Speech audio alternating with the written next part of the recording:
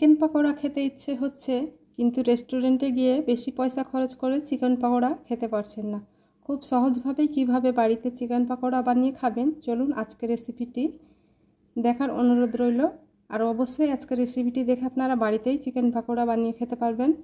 তো আজকে যেহেতু আমার বাড়িতে চিকেন হয়েছিল, তার জন্য আলাদা করে কয়েক পিস আমি রেখে দিয়েছিলাম। দিয়ে দিলাম লবণ, লঙ্কার গুঁড়ো, হলুদ গুঁড়ো, ধনে গুঁড়ো, জিরে গুঁড়ো, আর দিয়ে দিচ্ছি ভাজা ধনে গুঁড়ো, আর সামান্য একটু গরম মশলা গুঁড়ো, আর দিয়ে দিচ্ছি অর্ধেকটা লেবু।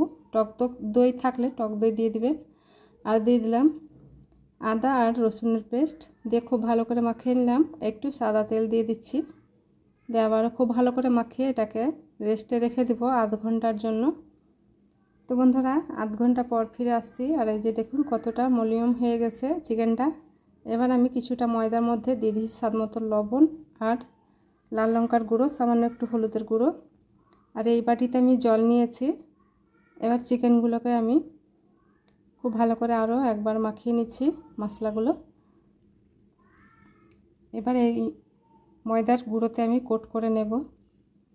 খুব ভালো করে কোট করে নিতে হবে। আর এদিকে আমি জল নিয়েছি, জলটাতে চুবিয়ে নেব একবার। দিয়ে আবারও আমি ময়দাতে কোট করব। তো আমি এখানে ডাবল কোট করলাম, আপনারা চাইলে 3বারও করতে পারেন। আর এদিকে আমি তেলটাকে হাই হিটে গরম করে নিয়েছি, আর গ্যাসের ফ্লেমটাকে লো টু মিডিয়ামে করে দিয়েছি। তেলটাকে গরম করে এবার এক এক করে আমি চিকেনগুলোকে দিয়ে দিলাম। দিয়ে ওপর থেকে তেলটাকে ছড়িয়ে দিচ্ছি চিকেনের গায়ে। চিকেনগুলো একটু ভাজা ভাজা হলে আমি বাকি চিকেনগুলোকে দিয়ে দিচ্ছি। নাড়াচাড়া করে উল্টে দিলাম। বাকি দুটো রেড থেকে গেছিলো, সে দুটোকেও আমি দিয়ে দিলাম। একইভাবে চিকেনগুলোর গায়ে আমি তেল ছড়িয়ে দিয়েছি। আর কিছুক্ষণ সময় ধরে লো টু মিডিয়াম আছে কিন্তু চিকেনগুলোকে এভাবে লাল লাল করে ভেজে নিয়েছি। তো দেখলেন বন্ধুরা কি সহজ হলো। খুব সহজভাবে কিন্তু বাড়িতেই চিকেন পকোড়া হয়ে গেল। তো বন্ধুরা, আশা করছি আজকের ভিডিওটি আপনাদের ভালো লেগেছে। ভালো লাগলে অবশ্যই লাইক, কমেন্ট, শেয়ার করতে ভুলবেন না। আর আমার চ্যানেলে নতুন বন্ধু হয়ে থাকলে চ্যানেলটিকে অবশ্যই সাবস্ক্রাইব করবেন।